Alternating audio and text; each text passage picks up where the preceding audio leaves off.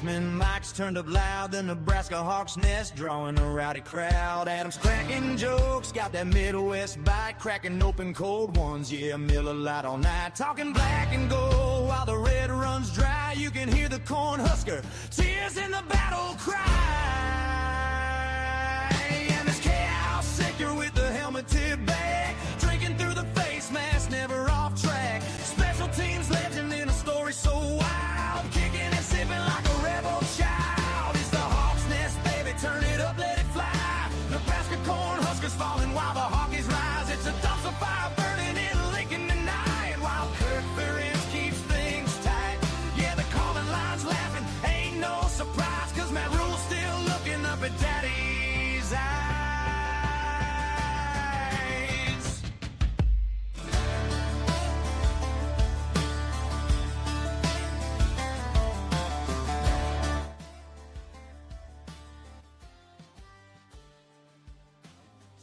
All right, everybody, welcome back to the Nebraska Hawks Nest, your Hawkeye oasis located in a Nebraska desert. We are excited to be back. Got a cool new intro song for our producer, our director, Lucas Lee. That was beautiful. That's just an insane song. I can't believe that there's people out there that talented that could make a song like that. What do you guys think about that? That was an awesome song. It was great. They pronounced Coach Ferentz's name almost right, but it's that was pretty good, man. Yeah, we're gonna have to shorten it because I mean it is so cool, but it's like 2 minutes long. So it might be three. That's long. It's a long one. So we're gonna shorten it up a little bit to like 30 seconds, and it's man, I love it though. But guys, how you doing? Do you guys have a good couple weeks here? Like, it sounds like Matt got a little bit of fishing going on. Kyle's been selling some houses. What's new with you guys? Matt, hit it off, man. Oh, I was ripping some lip today, but Matt, we're doing a podcast. Come on. Yeah, I'm still in the fishing mindset here. Just watching the draft and kids playing soccer still. So busy. Work's been busy, so just been running around. Got some corn and beans planted, so got my A&F hat on to support the farmers here, and all right. Yeah, it's been crazy in my life. Kyle? Same thing, man. Kids busy with sports. My daughter just did really well at a local figure skating competition and killed it there, and awesome. Nice. Griff with the soccer is just continuing to progress. Super. He's got a doubleheader coming up this weekend, so I'm getting super pumped about that. And this is the busy season with real estate, so it's been very busy. 9 closings this month, and it's rolling, man. Very busy. Yeah. So it's actually kind of nice. I don't really have, there's a little bit of a break now for me personally.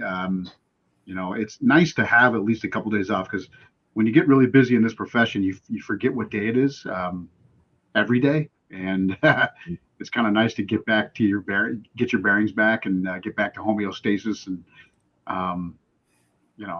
kind of get some stuff done around the house that have been neglected for a while. So what's this? We need to have Matt's kid and Kyle's kid. Ooh. And okay. Shout out. Matt, do your kids play soccer? I know they play both of them do. Okay. How old are they? 9 and 7. Okay, my son is 10. Yeah. And your son and my oldest are the same age. Yeah. Or same grade, I think. 4th grade. Okay. Not to brag or anything, but he is showing early signs of Schlicker the kicker's right leg prowess. I have not trained him at all. I don't know if he was just, I don't know if it's part of the whole legacy thing, but dude, he's got a rocket of a right leg for being a nine-year-old kid.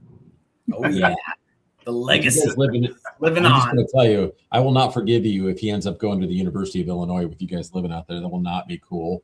We're not going to be okay with that, Kyle. So he better take a walk on spot at Iowa before he goes scholarship to Illinois. That's, gosh, man, talking about these next few years of our kids' development, this is a crucial age, 9, 10, 11 years old, where they're going to hit puberty soon. They're going to start growing big time, and the competition in sports accelerates tenfold. It'll be really interesting to see what avenue he takes. Because when I was his age, I was huge. When I was his age, I was big travel soccer, Iowa United, ODP, all that stuff. Huge soccer player. I thought I was going to be the next Alexi Lalas playing for the USA men's team. Those were my dreams, And then you fast forward a few years, and baseball started to take over a little bit, and we moved to Ankeny, Iowa, where sports were just huge and the competition was huge, and I had to kind of sort out where I was going. My point is, these next few years are huge for our kids, and wherever they end up going, what they end up doing. I mean, dude, my son could all of a sudden be like, Dad, I don't want to do this anymore. I just want to go be a regular college student. Roger that, man. That's something I never got. So I'd go and hang out with him wherever he goes. I'd go hang out. I'd meet him at FAC. That'd be awesome. That would be awesome. That would be awesome, man. I never got to experience that, so that'd be pretty cool. No, I'm excited. My son is going to spend a lot of his summer going to offensive line camps, and so we went to the Iowa one last year. That was really cool to get to experience. So pretty excited to hit a couple of those up with him and just be a part of that experience with him. It's just so much fun. Well, sure. I think everyone out there who's watching live right now is wondering why we have these flames and hearts and this romantic feel to the podcast tonight. And, guys, it really has this whole transfer portal thing has really become it's a dating game. It's almost like an app where you swipe right or left. And we're going to get to that here at the very end. So we want to give a little teaser because you guys are probably like, why is it talk about the transfer portal dating game? You guys aren't talking about that at all. Little teaser. We're going to be circling back to that. But the big news right now, obviously, was the NFL draft. I think we had a record amount of Hawkeyes chosen. No first rounders. I was a little surprised by that, Matt and Kyle. I thought Jennings Dunker would go late first round. I was wrong about that. Glad to see that he's a Steeler. I heard that he's getting free ketchup for life, or free Heinz 57 for life, which a guy like that, I'm assuming he uses a hell of a lot of ketchup. So that's a big time score. And then it's great that we got Logan Jones here going to the Chicago Bears, staying close.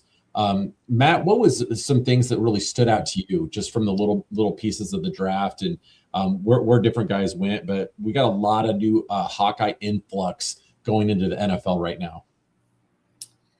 Oh, yeah. I mean, having 7 of them go from the second round on. I think Logan Jones actually got the 57th pick for Chicago, didn't he? Yeah. And he got the catch-up deal. Yeah. Jennings Dunker went in the third. Really? Oh, I was thinking Jennings Dunker did because he went to Pittsburgh. And it's like Heinz Field, so I got that one wrong. Right. No, I think that Logan Jones in the second round got it. Yeah. What'd you say, Kyle? Jennings went in the third round, right? Yes, correct. That was definitely surprising, But, I know. I was surprised too, as well as he did in the combine. I thought that they would. I thought they would pick him a lot sooner than that. I mean, Logan Jones, the Bears got a hell of a center in Logan Jones. He gets his catch-up for life. Jennings Dunker and Cade the Jet Weegan go to the Steelers. So they're both going to join up with Caleb Johnson there for the Steelers. Bo Stevens, Sharar got picked. He's going to the Arizona Cardinals there. TJ Hall is going to the Saints. And Max Llewellyn is going to go to Miami. So, I mean, there's a lot of talent going out there to the NFL. It's going to strengthen Iowa Hawkeye presence in the NFL. I think they're going to fit in well wherever they're at, and they're going to play well. So, we had a great showing. Like you said, nothing in the first round, but that was kind of expected this year. There wasn't any skill positions that were, that standout skill position that those guys are looking for in that first round. But, I mean, solid draft for the Hawkeyes. A couple things that stood out. Oh, go ahead, Kyle. I maybe you guys know better than I do. I was trying to track Drew Stevens. Has he been signed at all? With kickers, you can be signed. You could be, it could be happen. You fly down there. They could. I haven't don't think seen so. Stevens yet. We did have 3 of them that I know of that went signed after the draft. 3 guys did. Let me see if I can find those free agents. I think Gronowski got a free agent sign. Wamka, right? Xavier Wampa was one of them as well. Yeah. Yep. Those were 2 ones that I was really intrigued by the most because, if Gronowski continues to develop like he did his senior year, that he could be a sneaky good life, like a career backup, a little bit like CJ Beathard has created a career on that. I see him hanging around the league for a while because he's a smart player.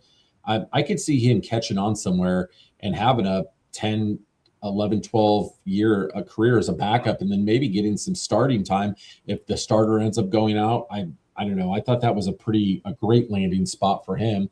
And then with Xavier going to the Chiefs, surprised me too with the way that he played his senior year. He didn't develop into the type of player as quickly as everybody thought that he would. I mean, he was one of the most highly touted recruits in Iowa football history. And it just took him some time. And he really, I think, blossomed his senior year big time. I thought he would have at least gotten drafted somewhere, but I think he's a guy as an undrafted free agent that I think he's going to have a really strong NFL career. That guy can hit people unbelievably hard. Yeah, for sure. No, so a lot of really cool things happening. And now I think we saw, was it now that Kirk has hit over like 100 draft picks as head coach in the NFL? Is that a stat I just heard is true? I haven't seen it, but it sure could be. He's got a ton. Okay. And there's a ton in the NFL active still. So I see Lucas Lee said that he thought that there were 7 guys on active roster practice squad for Pittsburgh. So Pittsburgh is going to be the NFL Hawkeye team here if it keeps going. I mean, it's a similar culture, it fits, some of those programs like the Steelers and, the Bears, that type of that style of play really fits. Those type of coaches always love Iowa guys. So was there one thing, Matt or Kyle, through from the draft so far that really jumped off the page at you that really surprised you or you thought was super noteworthy? The Vanderbilt quarterback that did not get drafted. Oh, yes, that's a great point. Avia. Great point. The big mouth. Yeah. I love Avia. seeing. I love seeing that type of stuff. I mean, come on, man. Like, it's not rocket science that you didn't get. Nobody wanted you. I mean, you're volatile. Your arrogance. I mean, nobody wants that around the team atmosphere, man. Like where everyone's trying to develop and maintain a culture, like you are toxic. Yeah. You are. Like, I don't even know you. And you're toxic, bro. Like, yeah, he's not surprising that happened, but very entertaining to watch. He's kind of a Timu Johnny Manziel, like really arrogant, cocky, similar style of play, not nearly as talented. Not nearly the upside, but probably not nearly the downside either. But he's a guy that if he was as good as he thought he was, I think height wise, I don't know that the NFL was really looking at him that strong. He's under 6 foot, so he's undersized as well. So that probably added to it, plus the culture thing. So yeah. Potential water Crazy. boys, guys. Imagine if they had a draft for potential water boys. That's good. There'd be 3 of them right here that signing up or what? Yeah. Guys, and just to update everyone too, make sure if you're listening right now, just take time to subscribe on YouTube or Spotify. We're still battling with Apple Podcasts to get everything back up and running. That is the most unbelievably bad user experience that there is. They make it so difficult. So hop on and subscribe, and appreciate the support, guys. So moving on, we are going to play a little bit of something called the transfer portal game. And, we've shared our thoughts periodically over the last few years about what we think about the transfer portal and how essentially I think everyone's pretty much dead on where, it's ruining college football, and there needed to be some change. There needed to be some leeway, I believe. And Kyle, I really want to get, first your opinion on the state of it right now. But, I'm a firm believer of that you should be able to at least get one transfer with no penalty at all. But these guys that are transferring every single season has made the sport absolutely ridiculous. I mean, if they're going to get paid and sign a deal, they should have to sign a 2 or 3 year contract and stick it out and stay in the same place for at least a little while. And then again, if you transfer more than once, you got to sit out for a year. Maybe there's some sort of addendum in there if the coach leaves, then maybe you get an extra transfer. But Kyle, again, from a player perspective, what are your thoughts on where we're at in this whole transfer portal mess? I mean, I agree with you 100%. I think that it's way too much freedom. There's way too much freedom given to these, let's call them kids at this point, all I can really go back to is my playing days and what I experienced. And, when things aren't going your way, for these guys to have, I never even thought about the transfer portal. Now, given, I was number 2 right behind Kading, I knew that I was going to have the starting spot, but I still had to compete for it. I still had to earn my spot, the coaches brought in other kickers to compete with me. So it's not like I just had smooth sailing process. But, I do agree with you that there should be at least one transfer where there's, penalty free. Because there are some players out there that bust their ass every single day that do deserve, a second chance or a fresh start, if you will, at a different organization, whatever it may be. But the whole multiple transfer situation and, picking and choosing and, messing with the coaches and messing with the culture and messing with, where's the loyalty? I'm about to be 43 in a month. I'm becoming that old man where where's the loyalty, guys? When shit happens, what has happened to guys just, figuring out what's wrong with what's happening in their situation and just, buckling down, working hard, figuring it out, asking questions, utilizing your resources. I think that's going away. So. Well, yeah, and you look at even on the college basketball side, it's getting terrible. Like the Iowa State women's basketball team, that's a really stable program. I think Bill Finley's been there for, 20 years. He's been there forever. And I think he had 9 or 10 players transfer. And Audi Crooks left, again, that's a girl that typically would stay all 4 years. And her whole team walked out. And someone like Jan Jensen at Iowa, it's ravaging women's college basketball big time. And I feel like it's hurting the men's basketball game, but I feel like women's basketball is taking a huge punishment for it right now. And I don't know, Matt, what are your thoughts on where everything's at before we hit the transfer portal dating game? Yeah, I feel like this year was worse for women's basketball than it's been. It's gotten there was a lot more than I thought on the women's side. So they're following suit with the men's basketball and football. But I mean, what happened to that healthy competition? You got several guys competing for this. Okay, you didn't win it this year.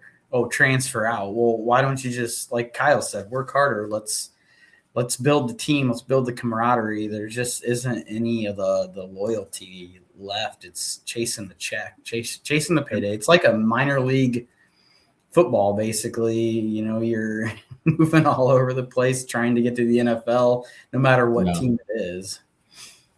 I do have a lot of respect a little bit for Dabo Swinney at Clemson. He's refusing to really play any part of it, so much to his detriment that he's about ready to bury his program, which is one of the top 5 programs in the country. Obviously you got to play the game a little bit. But I do respect that he's putting his foot down and that he doesn't agree with it. And he knows guys like Nick Saban, as soon as this stuff started to go down, he bailed. He got out right away. And, which again, one thing that I want to hit on too, real quick, because we'd be crazy not to talk about this is, I especially want to get Kyle's opinion on this with the whole transfer portal thing that we're talking about. What in the hell happened with the Cade McNamara business? I think we touch on that just a little bit a few weeks ago, but we self-reported everything and came clean, and they dropped the hammer on us, and that was pretty ridiculous. It was any expert that you talk to, it was a major over exaggeration. And then of course, if we could go back in time, that was a complete waste because Cade didn't turn out to be anything for us. But like, again, like what are your guys' thoughts on how that whole entire process was handled? Because there's schools that have done a hell of a lot worse. They got way less sanctions than we did. I mean, we had to drop what 4 or 5 wins. 4. Well, we did cover it. Cade McNamara was remember you had asked like if you could take away one player, if you could remove one from that was my Cade McNamara was my idea. From day one I didn't like the guy. You know, like you could I think I said it on the podcast back when we were doing it. Like everyone was about this new Cade McNamara and he hadn't done anything yet. And I remember being like, whoa, pump the brakes, guys. Like, he's a transfer from Michigan, number one. Like, what are we doing here? And number two, he hadn't done anything yet. He hasn't even started. He hadn't even played a game yet. And then sure enough, 3 or 4 games in, he's, it's mediocre performance. And then he gets hurt and blah, blah, blah. Like, I didn't like his interviews. He's way too like Johnny Bravo, like way too pretty, saying all the right stuff. Like, come on, man. Anyway, yes, you are right, though. I was tracking that, and I feel bad for Coach Ferentz. But you know what? Coach Ferentz and his responses is so spot on and so professional. Like, yeah, let's do it. Roger that. Move on next to the next step. I don't think he really gave 2 shits about that season anyway, so he was okay with it. Yeah. It's that was a complete, and you know what? I'm sorry. I'm going to give Kirk some credit on that. Sounds like he saw an opportunity and he just jumped on it.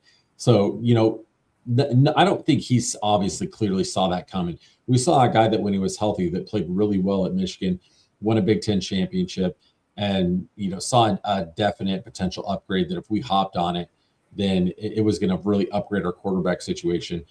Props to an almost 70-year-old man just jumping on it like that and going after that kid and doing that. So not only am I not upset about it, I'm actually kind of happy that he was that proactive and went for it like that. To me, respect. Yeah. I'm surprised Kirk Ferentz, like what he has adapted to get on board with the transfer portal. I mean, being set in his ways and thinking that, you can't teach an old dog new tricks, but man, he has accepted that transfer portal thing and he has embraced it, and they've gotten a lot of decent minus McNamara, but if you look at some of those guys we have gotten out of the portal, he's done well with it, really. So like you said, props to Kirk on getting with the times and moving on, and with this whole Yep, go ahead, Kyle. Well, it has to be difficult. Like, look, Coach Ferentz, he's been there forever, blah, blah, blah. I mean, think about how much technology has changed in the past, 20 to 25 years, where I remember my senior year, my position coach, Lester Erb, I remember sitting in his office. I was watching film, dissecting this and that, and he comes walking in and he's like, oh man, we just got slapped with, the NCAA is cracking down on text messages. Like we can't text these recruits, like, because around that time, 2003, 4, 5, like that's when text messages, remember that? Like that's when text messages getting going.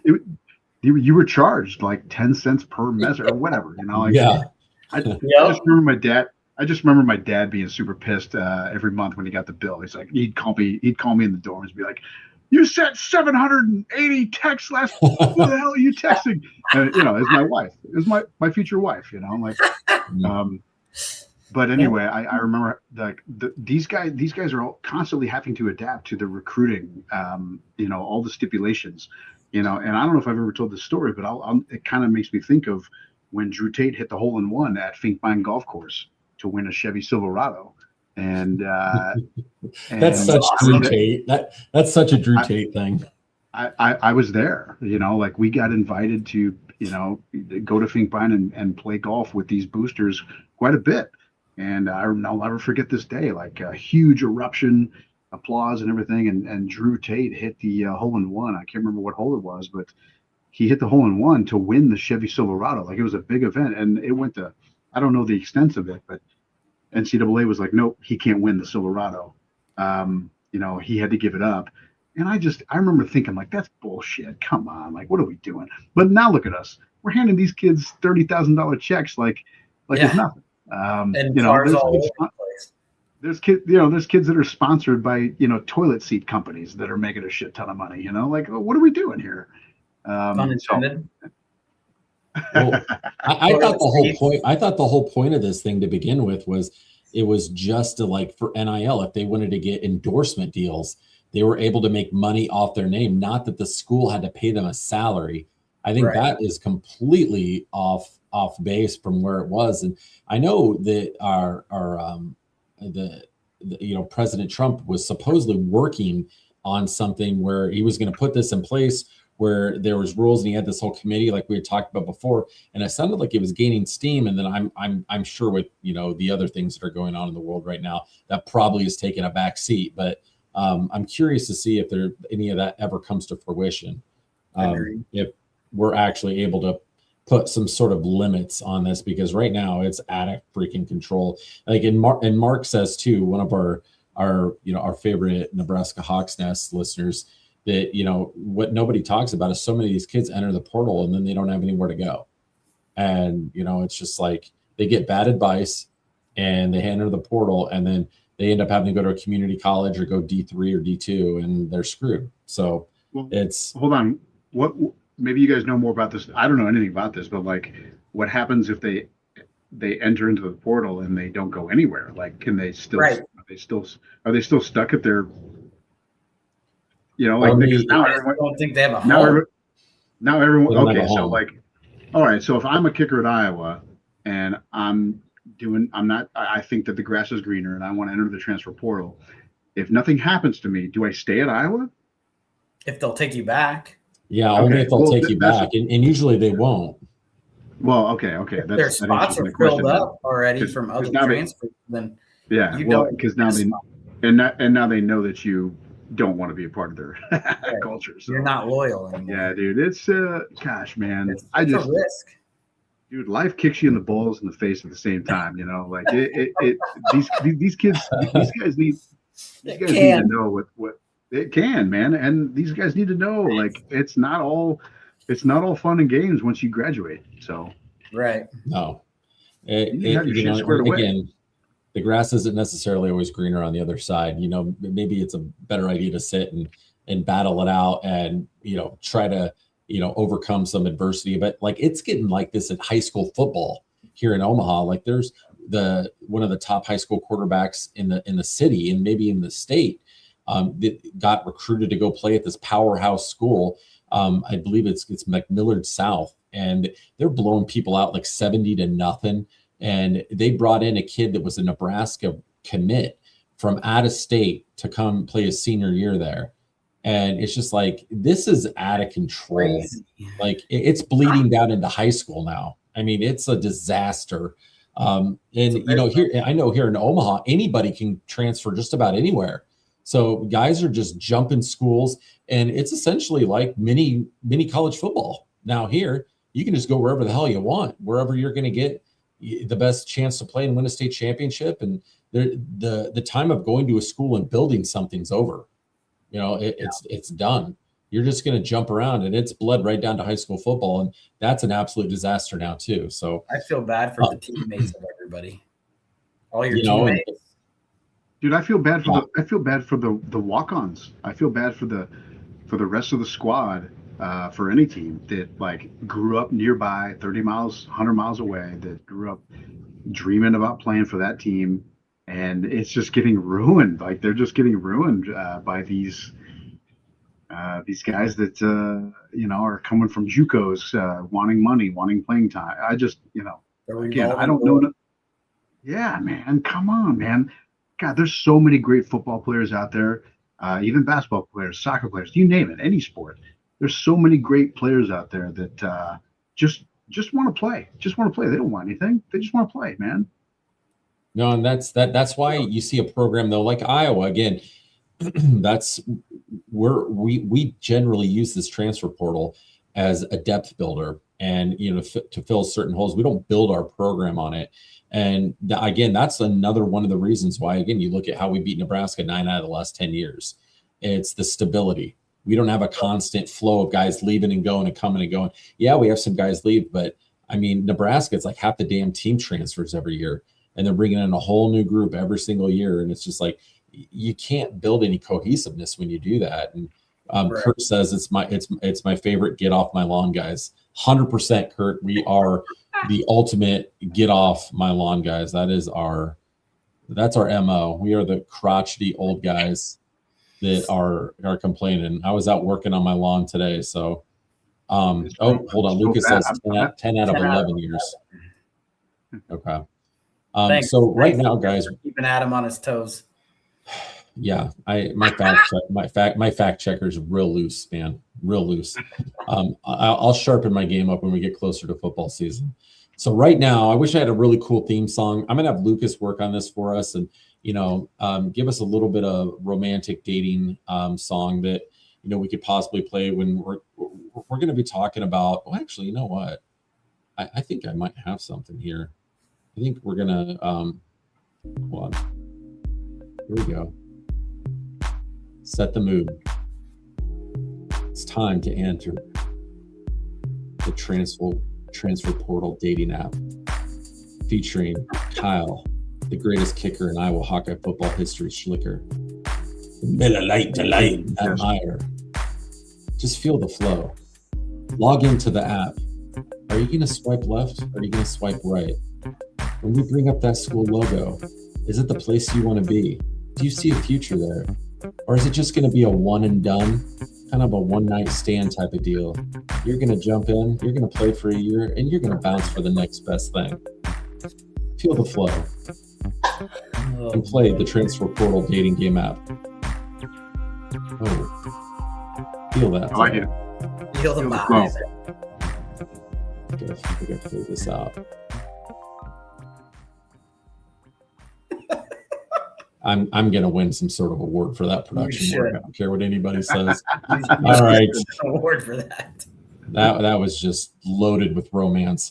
Okay, boys, this is the first one on the transfer portal dating game app. First one, boom. We have the University of Indiana Hoosiers, the Fighting Signettis, the transfer portal king right now, took the most dumpster fire college football program in the history of college football, took them to a national championship in 2 seasons. If you would have told me 5 years ago that Indiana would be winning a national championship in football, I would have called you a liar. Guys, right now, Kyle, you're coming from the player perspective, Matt and I from the fan perspective. Kyle, we know you would never, ever transfer Iowa in real life. But hypothetically, you're kicking today, okay? You're at a different school. You're at Iowa Tech State, okay? Iowa Tech State. Yeah, Northern Iowa Tech State. And because once you're a Hawkeye, you don't ever want to leave. I mean, let's be honest.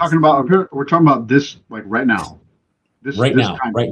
Okay. Yes, right. And Northern Iowa Tech State is a Division I school, and you got to think NIL. All this is equal. Okay, this is based on location, opportunity to win, coach that you're going to play for, a prestige of the program. You can bring in anything you want into it other than NIL. NIL is going to be equal everywhere. What do you think about going to play for the Fighting Signettis, the defending, reigning national champions? I would love to play for Coach Signetti. I think he's awesome. I think his words are awesome. Everything he's about is awesome. It reminds me a lot of what we went through. He's just a little bit more vocal about his philosophies, but he's I would definitely buy into that system, and I'd Roger up to that. I definitely would. Matt, from a fan perspective, and you can kind of think of it from a player perspective, Kirk Signetti comes across like the most arrogant prick I've ever seen in my life, but everybody loves him that plays for him. I'm like, you seem like a jerk, but all the guys that play for him love him. Would you swipe left? And hold on, swipe left, does that mean you're going? Okay, swipe left means yes. Man. Yeah, I can't. You're gonna have to tell me because I don't know. Okay, I've never been swipe on. left swipe left is yes, swipe right is no. That's just what we're gonna say. I don't know if that's accurate or not, but swipe left. So if you're gonna say yes, go woohoo to the left, or say I'm gonna swipe right and say no. I mean, honestly, with Cignetti, I'm going left. I'm going with him. I love that attitude. Just the openness and the ballsiness and the hey, I'm going to beat you every day attitude. I'm in with that. I think it's awesome. I wish I had a little bit more. I mean, I don't need a lot of it, but I mean, just let's go. Let's win everything. Let's win a national championship. We're gonna. I mean, he said it 2 years ago before he won the national championship. He's like, haven't you seen what I said 2 years ago? Or we're going to win a national championship, and here we are. That kind of optimism and it's fun. It's college football. It's fun to watch. Yeah, it reminds me a lot of how Coach Doyle used to talk. Just, I would have it just listening to Coach Cignetti. It reminds me, again, I know we're not supposed to kind of go back in the day. This is present time. You can go back. Yeah, go for it, man. Well, no rules. It love time just machines. makes me like, when I was being recruited, and I met with Coach Doyle many times, I there was something there. And I think there's a lot of similarities there with like the what's expected. And hey, you Roger up to this. This is what I expect. This is what I'm going to give you as long as you give me this. As long as you give me this, I'm going to give you this. And as long as there's that mutual professional relationship, like, gosh, there was absolutely, in the 5 years I was there was literally no room for bullshit. There was no room for like anything less than what was expected. So like, Roger that, man, let's do it. Let's go. I like it. All right. I'm going to be the one. I'm going to say I'm swiping right. I'm going to say no. But again, 2 out of 3.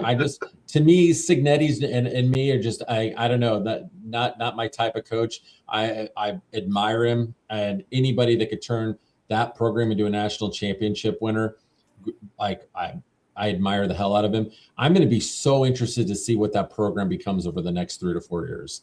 I really, really want to see. But again, for forever respect for him being able to do that. But looks like that we will be going on a transfer portal date.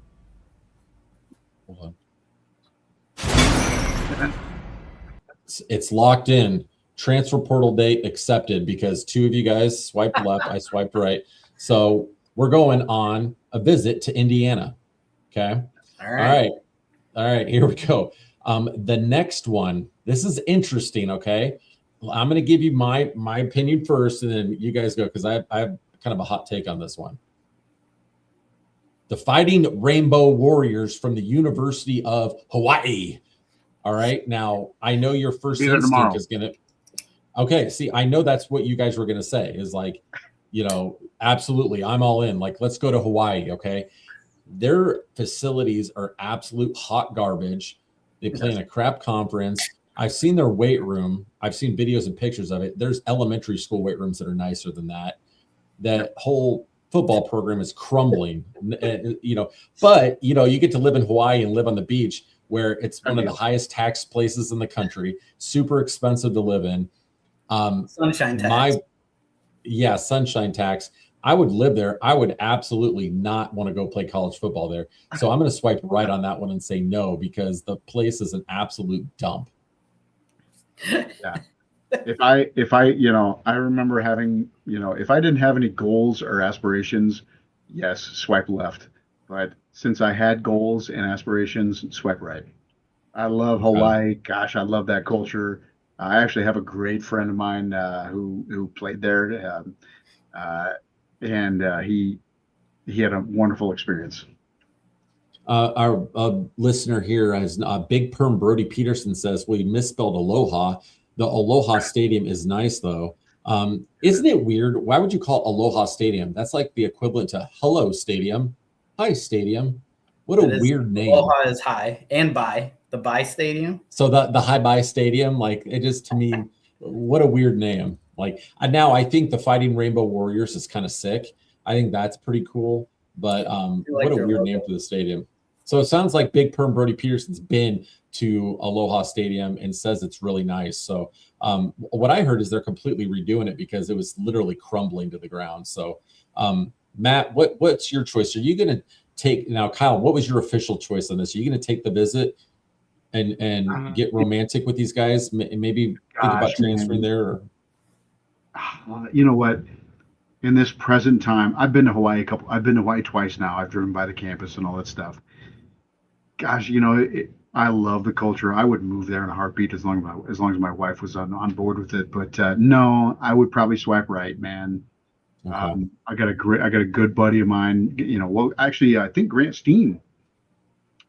If I look this up, I think Grant Steen. Right. Grant Steen was Yeah. there as a strength coach or on the staff.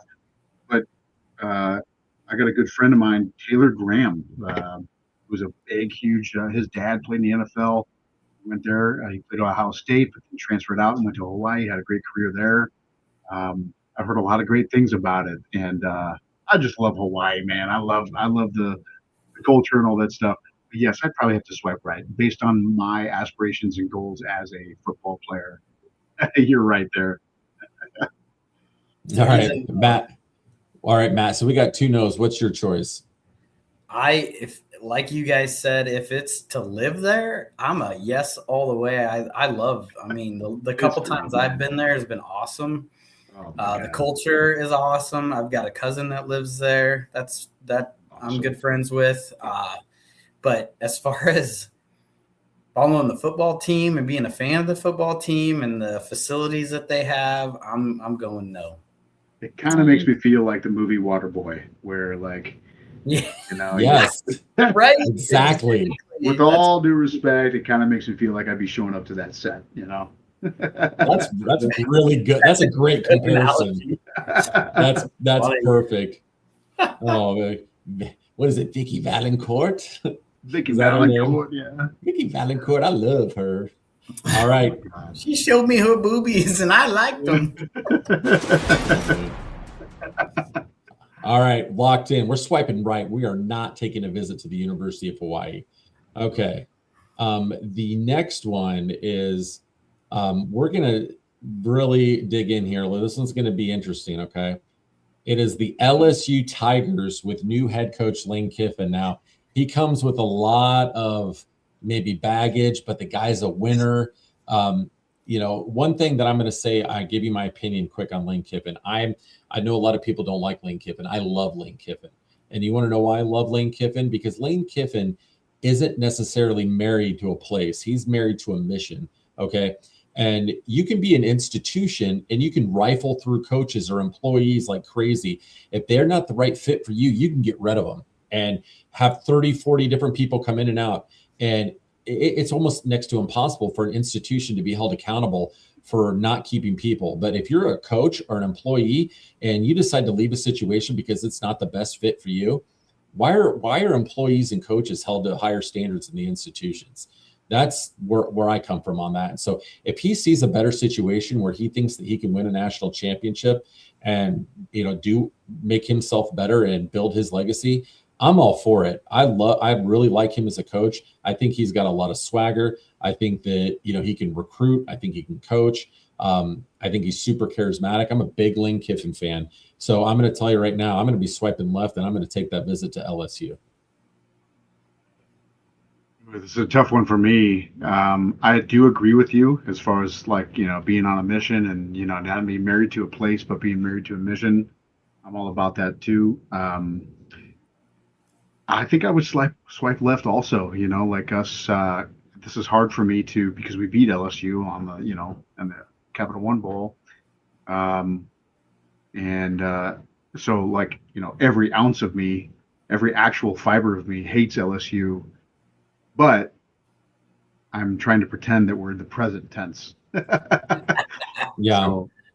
So yes, I think that'd be great too. It just, gosh, when you're surrounded by that, those types of people, and you got that guy as the head honcho, and everyone's buying into it. It is such an amazing atmosphere. It really is. It reminds me a lot of how it was when I was at Iowa, man. I mean, everyone was buying into it, and it's just a great thing. Lucas says only Coach if O. Coach O, they come over to LSU football, go play down the bayou, and have a little bit of gumbo and play go Tigers. All right, Matt. Which way you swiping, buddy? This is tough. I mean, Kiffin's a good coach. He's gonna get good facilities. He's gonna have a lot of money. He's gonna get that Duck Dynasty money coming in. Mhm. I mean, he's gonna have donors there.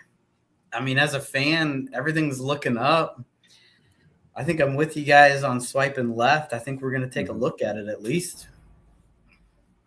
All right. It'll be fun. Looks like we are It'll be fun. going on a visit. I think we will be very successful. All right. We're going on a visit to Louisiana State University. If Coach O is there, it's just a bonus. I love Coach O. If Mama can make me some alligator barbecue. Oh, I Mama love said, it. Mama said, Mama said. Abdullah Abdungada. Now we're gonna have to go back and watch that movie. That's a classic. Adam 100%. Sandler's made some of the best and some of the worst movies of all time.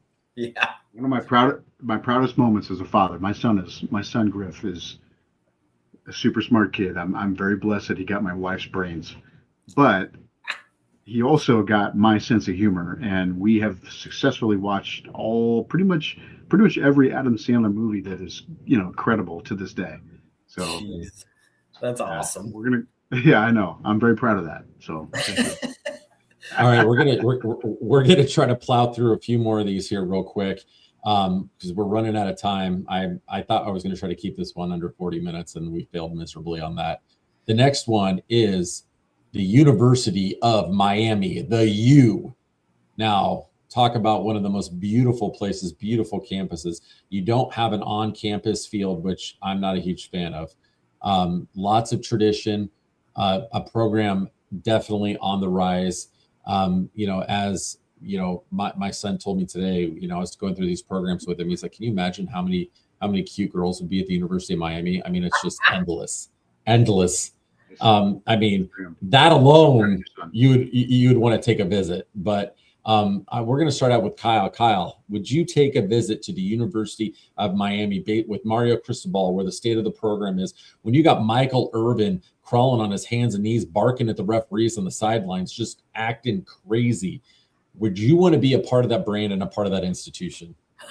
yes, 100% immediately. All right. 100% immediately. I think it'd be wonderful. I know this. I'm supposed to forget about everything in the last 25 years, and this is the present tense. But I've got a great friend of mine that played at Miami, Todd Severs. He was the kicker at Ankeny, my hometown. Oh, yeah. Yeah, he played for Miami, Miami when they won the national championship, and I think it was 2001. But yeah, I mean, gosh, come on, man, it's Miami. I mean, it's the Hurricanes. I grew up, like the pinnacle of my college decision career was the 2000 to 2002 era. I mean, they were dominant. That would be amazing. It would be amazing to go there. Well, like Lucas said, I mean, they were doing NIL before it was legal. I mean, they were just giving out Cadillacs and stacks of cash 100%. and clothes, free tattoos, jewelry, whatever you wanted. Matt, Mario Cristobal is rolling into your living room, and he's got some Miami cheerleaders, one on each arm, and he's saying, Miller light to light. Hop on my private jet. Hop on my private jet. It's stocked with ice. Stocked with ice cold Miller Lights. And he's going to take you down to the University of Miami, and you're going to live the life. You're going to get to go hang out in South Beach. You're going to get to play college football in one of the most beautiful climates in the country. But it's a little bit of a tainted image of the program. I mean, they've had some rough patches. Are you going to go on a visit there? Or are you going to take a hard pass and pick integrity over glamour? I guess as a player standpoint or as a fan? I thought I was supposed to be the fan. You can, it's kind of, it's both. Kind of both. It's kind of both. Yeah, it's as a player, but you're coming a little bit more from the fan perspective because neither one of us had nearly the athletic ability to be able to even make a decision like this. Right. I mean, like like we said, the white sandy beaches, the girls in bikinis, the college campus that's beautiful, the ocean views, the money that's pouring out into the program. Yeah, I'm going to take a visit. Swipe left. Absolutely. That's what I'm talking about. Check this out and let's go see what Miami has to offer, whether it's a bad in from the past or not. But it's a go. All right, we're locked in. I'm swiping left too. We're all visiting Miami. I'm in. Yeah, let's cue some Will Smith. Bienvenido a Miami. Let's do it. Oh man, yeah, 100%. All right, we're gonna end this one with we're gonna end this one now with, and I want to set the stage a little bit for you guys. Okay, now you're walking onto the dance floor. Okay, and she's the last girl at the dance. Nobody wants to dance with her at all. At the dance. She's sitting there. She's got a red dress on, and she's from Lincoln, Nebraska. Now, 20 years ago, she was a smoke show. Today, she's way past her prime. Nobody wants to dance here. We're talking about the Nebraska Cornhuskers. Now, would you consider trying to revive past glory? Are you going to take a hard pass and let that girl in the red dress stand there on the dance floor completely alone and lonely, where she's peaked 20 years ago? But maybe one last dance with that right partner sparks her back to what she was in the 90s. Are you going to take that visit? You know what? You know what? I've got Eric Crouch in my sights. Yes. I'm going to do it. Oh, What? He's doing it. Oh, man. We got one swiping left to say yes to visit Nebraska. Well, to be fair, he did it already. He did visit Nebraska. Yeah, Right? Okay. Yeah. I get. Yeah. This is tough for me because, again, I did, dude, guys, Eric Crouch was amazing. He really was. But Do you have a crush on him? Because I kind of feel like you do. no, I don't have a crush on him. I just feel like, that was, keep in mind, that was way before like they were even talking about Nebraska joining the Big Ten. So when I was being recruited, yes, Eric Crouch was he was the stud, man. But I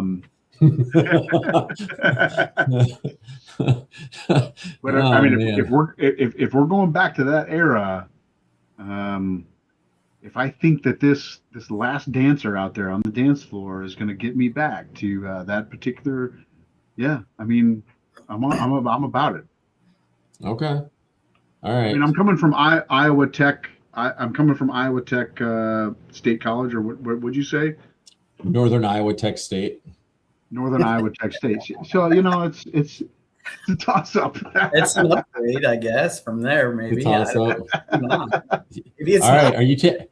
All right. So Kyle's taking the visit. Okay, Matt. What are you gonna do? With the coaching history and their AD history and everything that they got going on, turmoil. Geez, I can't talk. Anyways, with all the stuff going on in that program, that's negative in the media, and they've had some good things here and there, but I'm swiping right. I'm not going. Mm-hmm. All right. That's sorry, Kyle. You're on your own. You're gonna be kicking there alone. Maybe I do have that crush on Eric Crouch. I don't know. Hey, this is a dating game app show, so I get it. And you know what? Every guy's got a little bit of a man crush. I probably crushed out a little bit on Lane Kiffin here a little bit ago. So, I mean, hey, it is what it is. I did. See, so Kyle, you're not alone. I'm gonna definitely. I'm not even gonna swipe left or right. I'm gonna take my phone and put it in a barrel of gasoline and set it on fire and throw it in a dumpster and then blow it up with dynamite. Because no, I would rather never play a lick of football again than wear that stencil in on my helmet. So I'm swiping right hard. Do you think they'll ever change their helmet look? No, I don't think so. So we are not going on a visit to Nebraska. We're Sorry. out. Sorry, Kyle. Sorry, You're on Kyle. your own there. All good, man. Me and Eric Crouch, we can do our thing together. Hey, I would have totally set you up. I used to work in the same office building as him, where he used to run his playground equipment company out of. So he's a super nice guy. So There I you don't go. know. I know where to find him if you guys want to meet up sometime. Let's go run him down. Let's make a trip to Omaha and run him down, Kyle. He's a good. He's a. Go ahead, Kyle. Do you guys think the Hawkeyes will ever redesign their helmets? No, Doubt it. no, I don't think so. You think they would? Oh, there's been a lot of, I don't even know, but like, it seems to me, well, Iowa State is Iowa State. They've gone through many transformations in the last, 20 years, trying to identify themselves as, this and that. But I think that's kind of maybe a next topic we need to talk about. One of them, maybe. I think when you turn on the TV and see that black helmet with that gold tiger hawk on the side, you know who it is. Yeah, that'll be an interesting one. Yeah. Yeah, and that's I think that. Go ahead, Kyle. Sorry. No, I was just teams like Nebraska. I mean, I'm just very curious to see, like, hear what people have to say. Like, do you think any team is due for a redesign? Yeah, I think Nebraska could definitely use a little bit of like a revamp on the uniforms. They'll never get rid of that stencil N. They're just like we'll never get rid of the Tiger Hawk. And I think that is a little bit of a problem right now, especially in professional sports, where they have so many uniforms, so many color variations, and so many different designs that when you turn on the TV, half the time you can't even tell what team's playing. It's just the whole branding piece of it has really gone out the window. Again, in our world, we go really too far one way and then we circle back. And it seems like all these teams, though, that end up doing a redesign, they almost always go back to the original, because the original generally is always the best, in my opinion. Sure. Yeah. All right, boys, it's getting late. We're Perfect. old guys. Bedtime. Hell of a podcast. It was a lot of fun. Thank you to all you guys for listening. Take time to subscribe. Give us a little bit of love. Help us out with that algorithm, man. And we will be back in 2 weeks with another episode of the Nebraska Hawks Nest, your Hawkeye oasis located in a Nebraska desert. Got a little bit of a romance theme going on this week, and I thought it felt nice. It was fun. Yeah. I can't wait So for if you're out there- I can't wait for the Schlicker Eric Crouch videos or memes or whatever they're coming with.